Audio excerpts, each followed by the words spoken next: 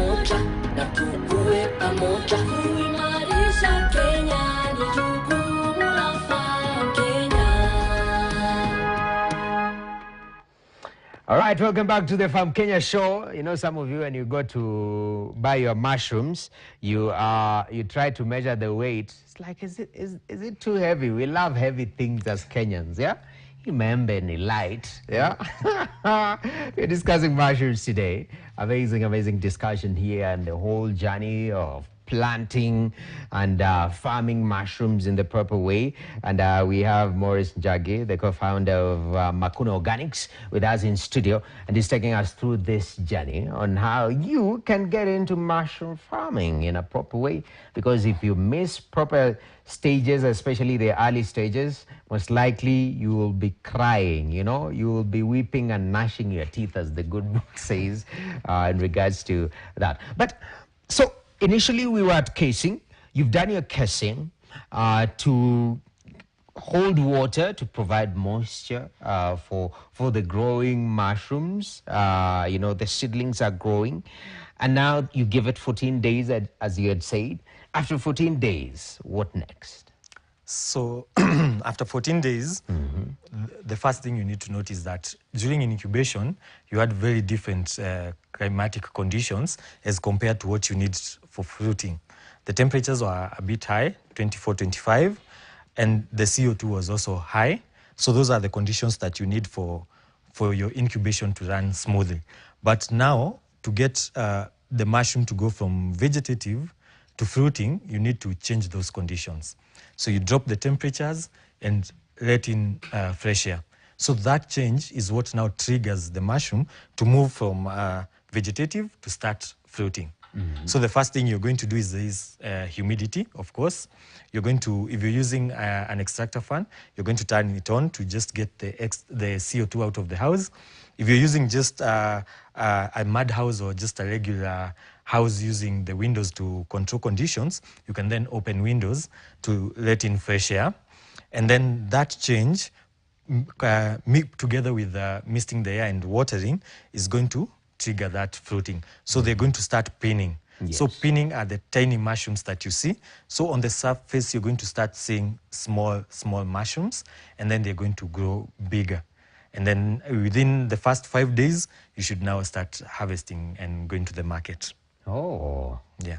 Now that is growing on our casing, on the soil, and changing those conditions. You've said, I mean, people, because one of the farms that we've been at, it's somebody using mud houses. You know, as a small-scale farmer, you're trying to imagine, hey, I need an extractor. I need something to control the temperatures in these, you know, houses that I'm growing my mushrooms in. But in terms of creating local solutions, mud house is the way to go? Well, the cost of building a mud house and the cost of building a mud brick house is almost the same. But with the mud brick house, you have advantages in that. Remember, this is a room that you're going to be spraying water a lot. Humidity is going to be high.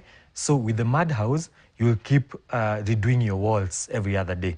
But with a brick house, you do it once, and for 5 years, you can go without even having a worry. Also, another thing is rats, flies. With a mud house, you're going to have cracks on the walls. So it's going to be, insects and vermins are going to be something that's going to bother you a lot. So I would recommend a mud brick house, and also you need to look at where you're located. If you're in a very hot place, whether you have a mud house or a mud brick house, the temperatures might just be too high to the point that you're not getting any yield. You might need to think of purchasing an AC system. But yeah, for a small-scale farmer, it's doable. But first, depending on where you are. If it's cold where you are, you can get away with it, and you can keep growing until you're at a capacity where you can purchase some of this equipment. Okay. Very important, the costing. This container, you know, they look like massive jugs, but whoever designed this was a very creative young man or woman. Yeah? This one.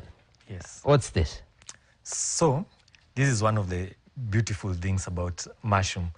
from what you noticed from where we started, everything we're putting in here is either a waste or a byproduct. So the chicken manure, the wheat straw, the sugarcane bagasse, these are all byproducts. Yes. And then after you're done, then you have a very good organic compost.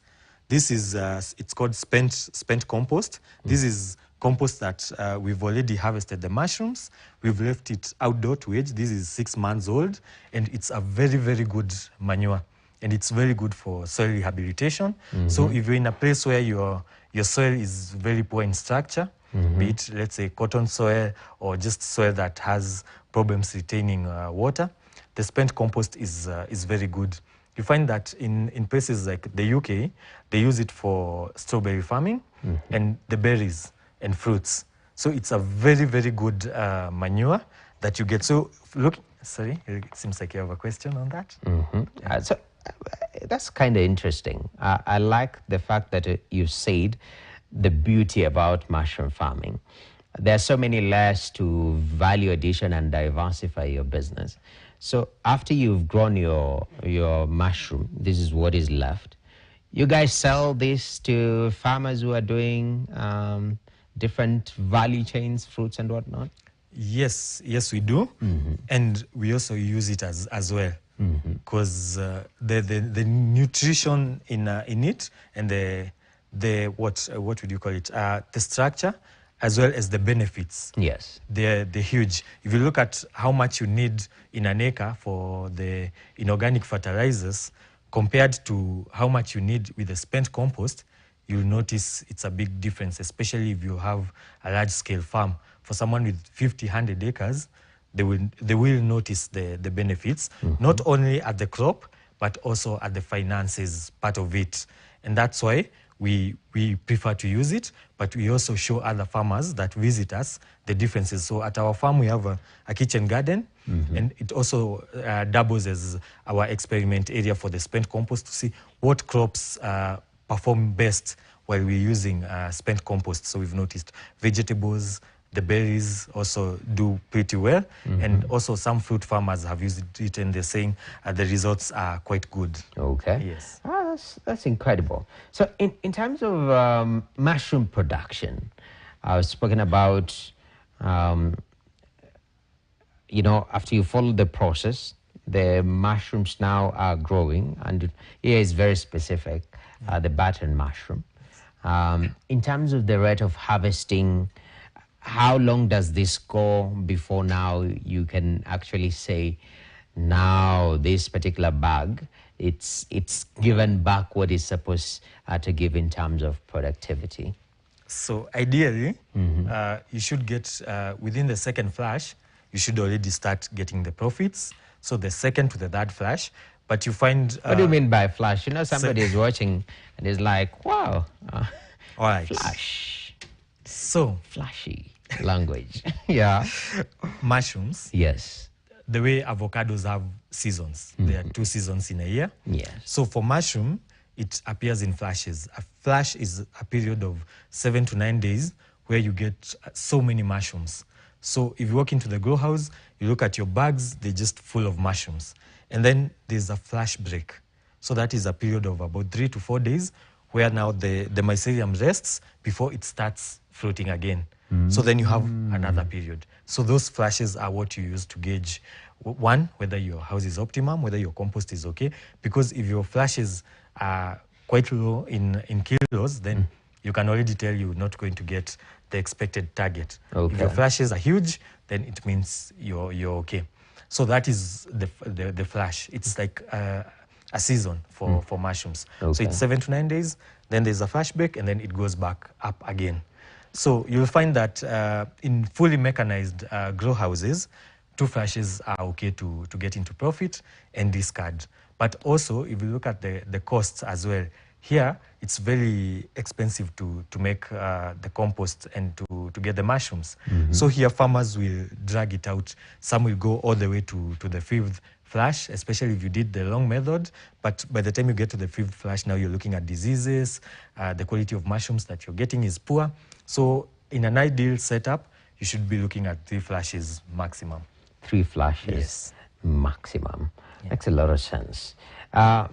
because there are different variations and types of mushrooms. You've just given us the process of planting the button mushroom, which is very, very popular.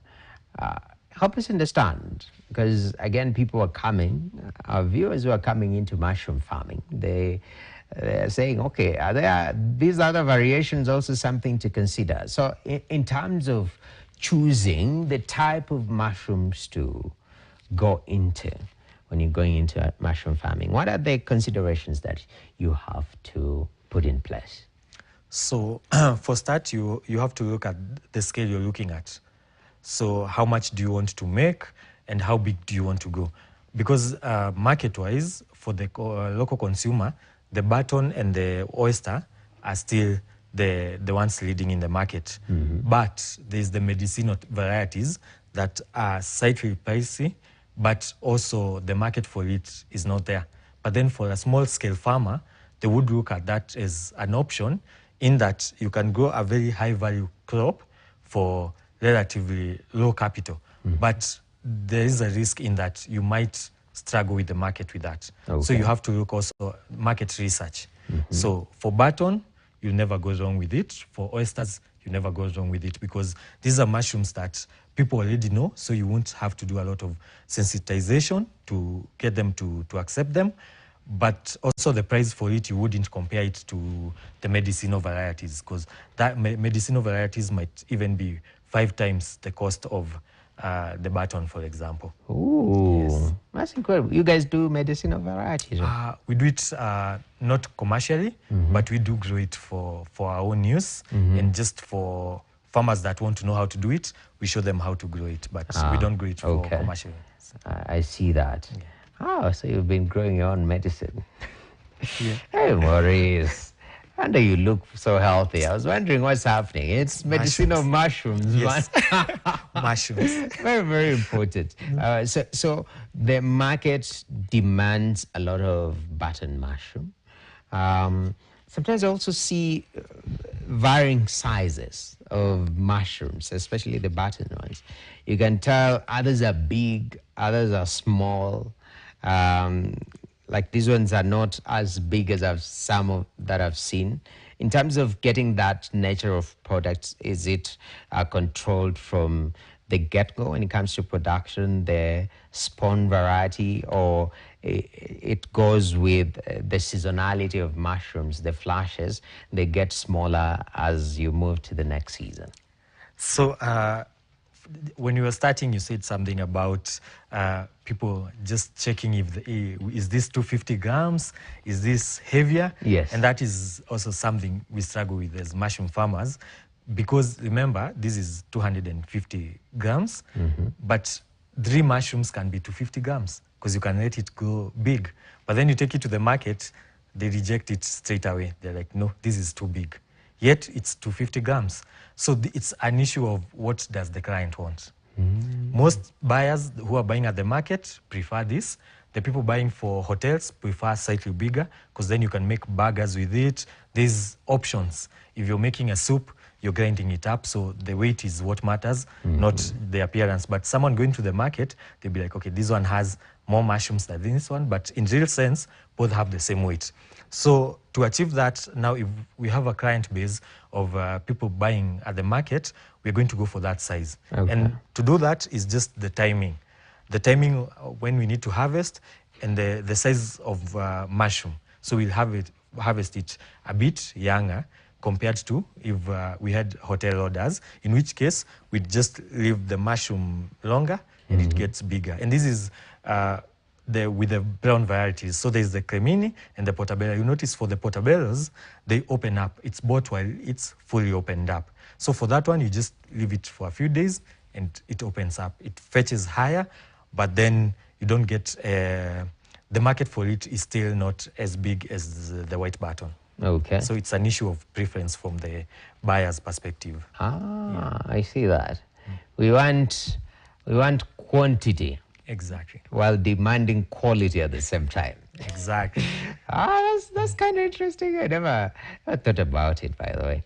Ideally, I will be like, nah, I can't buy 2 mushrooms at, you tell me it's 250 grams and these are 250. I'll go for this one. Exactly. It's like, 1 kg of stone and 1 kg of wool. Which one is heavier? Exactly. Now it's like, stones are heavier. Yeah, but it's all about perception. So that's very interesting. In terms of, other than sizes, in terms of now the market satisfaction, because we've talked about market deficit. Yes. Actually, we don't produce enough to be able to feed our market. From your experience, how large is that gap? So the issue is that the research that has been done is very outdated. But if you were to use it here just to show you, in 2002, a research was carried out on mushroom in Kenya, and there was a 700-ton deficit. It's now 22 years later. And mushroom consumption has gone up in a very big way. Yes. So you can already tell that the deficit right now is bigger than it has ever been. And if you look at just today, earlier, we passed by the market just to see, and we found that other than us and a few other farmers, almost 80% of the mushrooms that we found in the market were imported. So you find this is something that it shows that the local farmer is, one, either struggling with production or they're not producing enough mushrooms to satisfy the demand that's there in the local market, yes. Where are we importing from? So most of it comes from Rwanda. Rwanda brings in, I would say, 80% plus of the mushrooms that we consume here. 80? I would say. That's huge. Yeah. I mean, why? Is it the complication that comes with mushroom production? Is it lack of focus on this particular value chain? What exactly, why are we not producing as much as we should? It's a combination of factors. One, there's a skill issue. Yes. Information, access to information. You find that there are farmers who are really interested in mushroom farming, but the access to information, what works here. Because right now, if you go and research how to grow button mushrooms, the articles and the videos that you come across are Europe or the US, and you find that some of that information is something that would cost millions to set up here. And it's one of the reasons also why I got into mushrooms 3 years later than I would have, because I looked at the capital needed to start, and I didn't know how to start. So that's one thing. And then the second thing is also the quality and volumes. Most farmers have been told that mushroom is a very high value crop that you can grow in a very small space for very little capital. So the investment that the mindset that they have is that I will need very little capital to become successful in mushroom farming, which I would bet to differ in that perspective, because then someone comes from a position where the information they have is actually not what's in the ground that they find. So mushroom is a yes, high value crop, but you also need to invest time and capital and the learning. Take your time to actually understand what is mushrooms, how do you grow them, what do they need, because you might have the capital and the time, but then at the making the compost, you don't have the right people guiding you in that. Then it becomes an issue. So all these factors combined is why you find that even in Kenya, the large-scale farmers are very few. And if we had double the number of large-scale farmers, and then all the other small-scale farmers joined in together, working together, we wouldn't have that shortage that we currently have in the market. We demand unity in the mushroom sector. Yeah. Yes. Yes. I think I've really enjoyed this conversation. I've learned a lot. Yeah. As we close, here's where I give you time limits. In 20 seconds. No. How do you like your mushrooms? Personally, soups. I enjoy soups a lot. Yeah. Okay. Yes. That's good. Yeah. What other variations? Is there value addition in mushrooms that are... Yes, yes, there is. There's drying, powdering, there's pickles as well. You can make it into what is saying crisps. And pickles, I say that. There's also the canned. You can cook them and can them. All these are ways of value addition. Yes. I see that. Yeah. Since our camera person here is an expert in crisps, mushroom, you're doing well. All right. Our time is up. Thank you very much, Morris. I really appreciate. Morris Njage is actually the co-founder of Makuno Organics, and their mushrooms are organic, as the word suggests, but he says that you can get into this. It's not cheap, but also it's actually one of the value chains that there is huge demand. And if you put in the proper investment, then you are poised to reap big from this value chain. That's all that we had for you on the Farm Kenya Show. Thank you very much for joining with us over the past hour. My name is Noki Kimboa. Please take some time and go take some mushroom soup. That should